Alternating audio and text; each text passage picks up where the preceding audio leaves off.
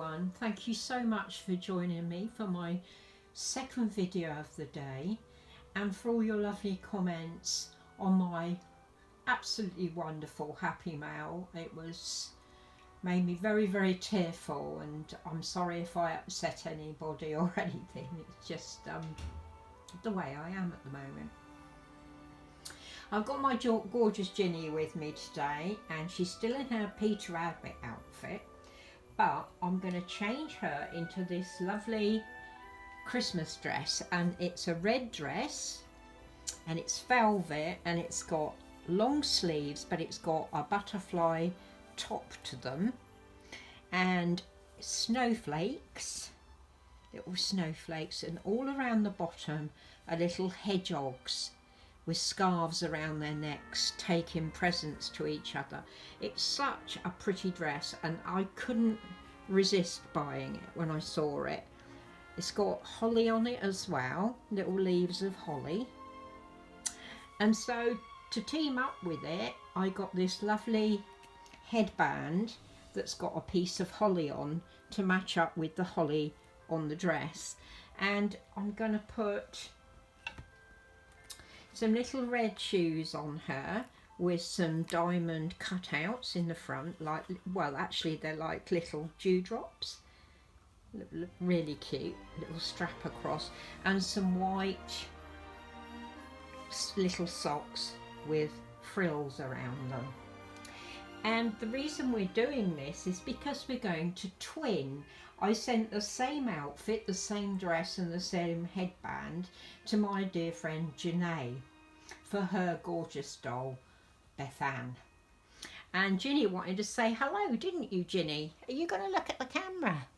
Say, hi, Beth Ann. Mwah, big kiss. Mwah, big kiss, Auntie Janae.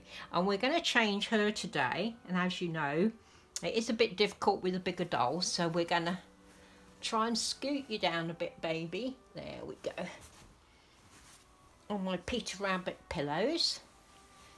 And I'll just check to see what you see. There she is. And hopefully you won't see too much of me, but I'll do my best. There we go, sweetheart. I'm so pleased you liked our tree. We are really thrilled with it. It does look lovely, and I hope it's something that we can do every year now. You know, have a real tree. That will be fantastic if we can. But we'll see how things go, you know. Up you come, sweetheart. Take your little bolero off. There we go. We always had a real tree when I was a little girl. But of course there weren't artificial trees back in the 60s.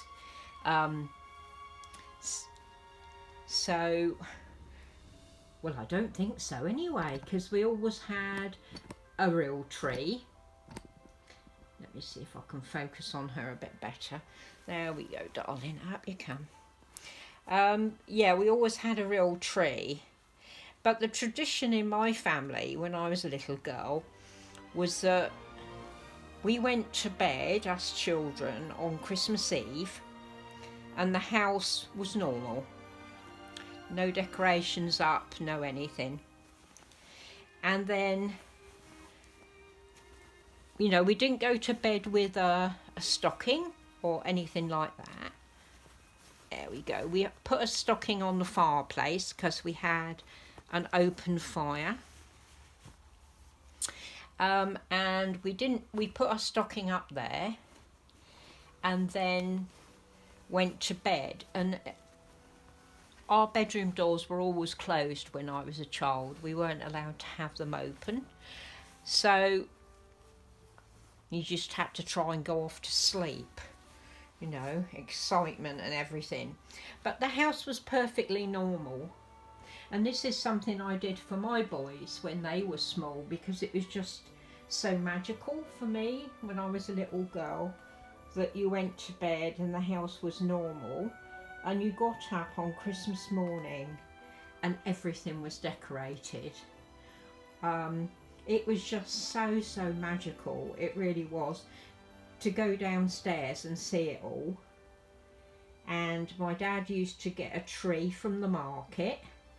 There used to be a market up behind one of the big public houses. I think it was called the Bush. And he used to go, sorry, I'm undoing the buttons of the dress. He used to go up there and he used to get a real Christmas tree, and he'd get the meat we were going to have, the turkey and everything. He used to leave it as late as he could so that they were cheaper. Old devil, but he used to do that. Can't blame him really, because I mean things were so expensive then, you know. And yeah, bless him. Anyway, he used to get it all, and then when we came down Christmas morning, it was Christmas Day. The decorations were up, the tree was up, and we always had to go and have breakfast. We weren't allowed to go into the living room, the door was locked. We weren't allowed to go into the living room until breakfast was finished, it was all washed up, and then we were allowed to go into the sitting room, and that's when we saw the tree and the presents, if we had any. We didn't have a lot of presents when I was a child, but our stockings on the fireplace always had things in them like sweets and tangerines and oranges and apples and that kind of thing. Because when I was a child, tangerines and oranges and that kind of thing were a yearly thing. They weren't something that you got all year round like they are now. They were really special because you didn't get them all year round. So they were something very exciting to have. Oh, this is beautiful, Ginny. Yes, it is. Come forward, sweetheart. Just do her dress up. Let me see what you're seeing. You're not seeing much of her, are you? Sorry about that. Yeah, you know, there weren't the fruits all year round like there are now in the supermarkets, and dates and things like that. So to have something like that when you were a child, it was really, really special, you know. So we used to have that, and my gran always used to buy us a tin of toffees. I used to love my tins of toffees. That's why my teeth were so bad. So, there we go, Ginny. You're going to sit up for me, baby. She says, no, I'm not going to sit up, Mummy.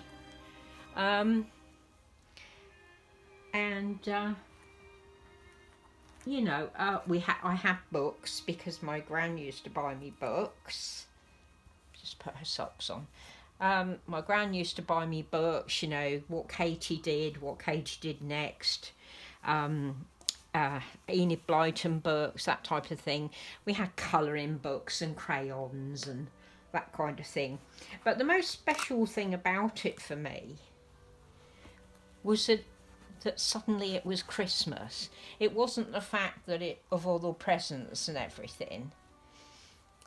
It was just so overwhelming to come down and see all the decorations, the balloons and the paper chains and the tree and the holly and everything. It was just magical, absolutely magical. And I did that for my children when they were born. Well, you know, when they were bigger. We used to send them to, you know, take them to bed, read them a Christmas story, and then decorate the house. So there she's got her shoes and socks on. That looks sweet, darling. And let me just do that. So I kept the tradition going for my children because I wanted them to have that same magical experience that I'd had as a child of Christmas. And they've always loved Christmas, both of them, you know. My eldest boy used to get so excited. He was terrible, But he kept quiet about Father Christmas. There she is. Because his younger brother is 6 years younger than him. And he kept quiet. He never told him anything about there not being a Father Christmas. I'll say it quietly in case there's any children listening. So he kept it quiet. He never told him at all until he found out himself. And that was a different thing, wasn't it? Oh, that's perfect. That looks so cute with it. Oh, that's amazing, Ginny. You look so beautiful. And so's Beth Ann. She's going to look beautiful too, isn't she? So beautiful. Such a lovely dress. It's a bit big round the neck, Janae. I don't know why, but it is. But there you go. It looks beautiful on her, and her shoes and socks look beautiful too. So yeah, let me just back up so you can see her. Her shoes and socks. So there she is, my beautiful girl. Love this toddler. So yeah, he kept it secret from his brother, you know, kept it magic going. And but he used to get so excited because I used to do sacks for them. And I remember this one particular year, he could not go to sleep. They both had the full sacks on their beds. My youngest son, Conrad, he was asleep, but my eldest son would not go to sleep. And it got to 3 o'clock and he still wasn't asleep. And in the end, we had to give in and let him open his presents carefully so he could see what they were. And then we had to rewrap them all and put them back in the sack while he was going to sleep so that his brother wouldn't know he already knew what was in his sack. He was so bad, so bad. And even now, he's the one who always says, let's open something on Christmas Eve. He's like me. He goes a little bit gaga at Christmas, you know. So I hope you enjoyed listening to my stories of Christmas when I was a little girl and when my children were small, and seeing Ginny in her beautiful Christmas hedgehog dress. And I'm sure that Beth Ann is going to look just as beautiful, Janae. So I can't wait to see your twinning video. So bye-bye. Mwah. Love you, ladies and gentlemen.